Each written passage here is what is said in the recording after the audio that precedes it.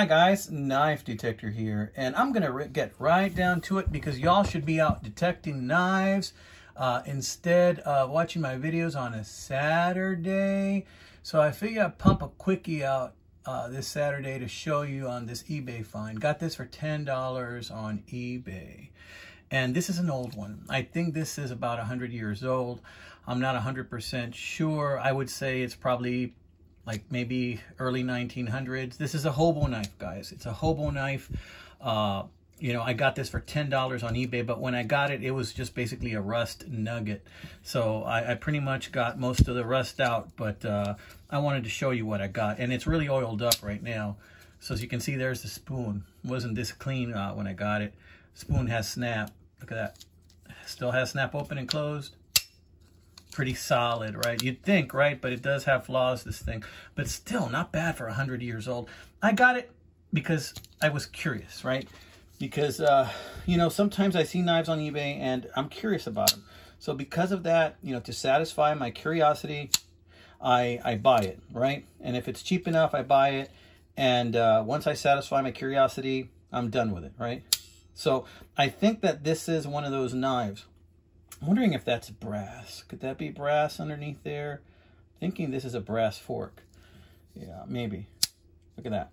So I wanted to show you this because I just got it and I'm probably going to put it back up for sale, you know, because, you know, I'm just not enamored with it. I have satisfied my curiosity for it.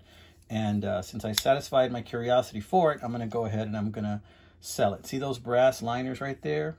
That's some old stuff. Man, they just don't make them like they used to, right? They really just don't make them like they used to. Look at that. Very nice. So I wanted to show you these, right?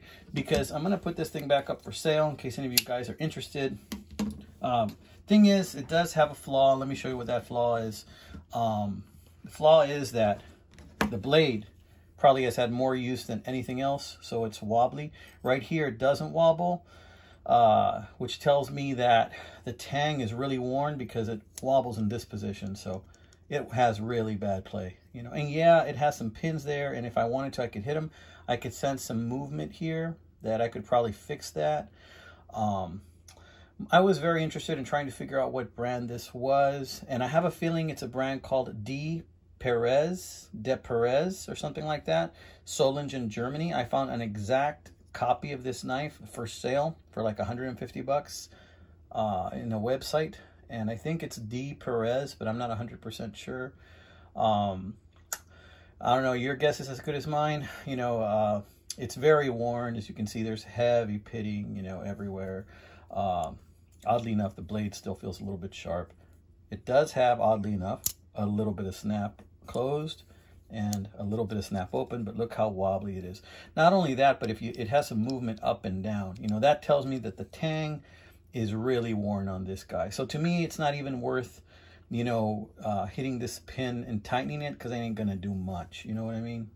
So I'm gonna go ahead and I'm gonna probably sell this as is or for parts or something like that. But I wanted to show this to you because look at that beautiful horn handle.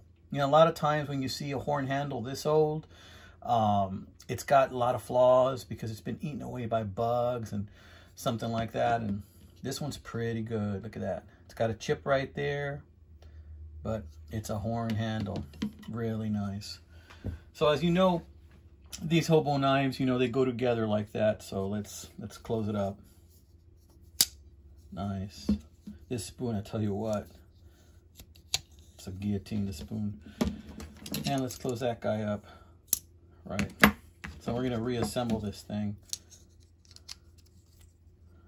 Notice how it has a lot of rust still on the spine.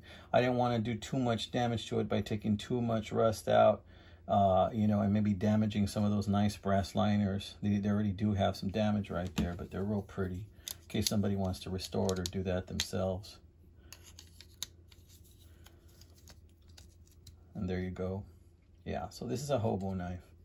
And I wanted to show it to you, my friends, because it's one of those curiosities that's out there. You know, you collect knives, and collecting knives also means collecting history, means collecting tools. You know, what you're really doing when you collect knives is you're branching out into several different hobbies.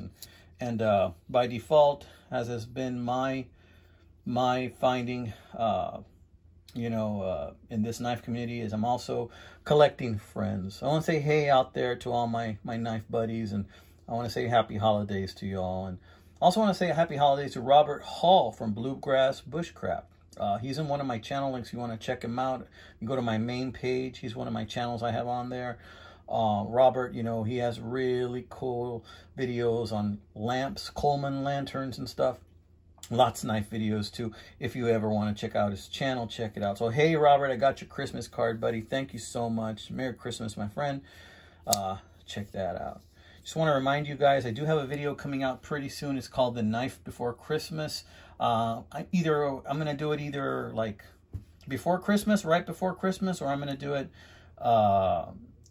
like after I hit 2,000. I'm not exactly sure when, but I'm getting close to 2,000. I'm at like 1,977 or something like that. So as soon as I hit 2,000 this month, if it's before Christmas, that's when I'll have it. If I don't hit 2,000, I'm still going to have it very soon before Christmas. So be on the lookout for that video, because that's coming up. So yeah, the only flaw about this guy is the blade, but look at that. Look at that old world craftsmanship, man. This thing was built to last, amigos. So yeah, I'm probably going to go ahead and put this right back up on eBay, sell that, And just a little bit of a rant. There's a knife that I've really been after. I've been after like a case 6250, but they're just so darn expensive. They're like 150 bucks to start. And I saw one recently that had maybe 30% of the main blade sharpened off for like 69 bucks. And I sent an offer for 50, and then somebody bought it for 69 bucks right out from under me. And I kicked myself saying, I should have just bought that thing, right? It had a crack in the handle too. I thought, man, even like that, still going for 70 bucks, that case, right? So I went ahead and I pulled the trigger, not on a case, but recently I bought a elephant toe knife that looks very, very similar to the case elephant toe, but I bought it for $78, right? And it's one of those Taylor cutlery from back, I think, in the 70s or 80s, and it's in mint condition with box and papers, and I can't wait to show that one to you guys. That one was $78, by the way, not 150, but it's practically the same thing as a case. It looks very similar to it. Maybe one day I'll run into one of those at a pawn shop, a case, but until then I bought that to kind of satisfy my hankering, right? But check out this beautiful workmanship there in the brass file work. These things have to have been handmade. All right, amigos, wanted to show this to you. If you have any more information on this knife, you want to share that on this post, go right ahead. Let me know. Take care, amigos.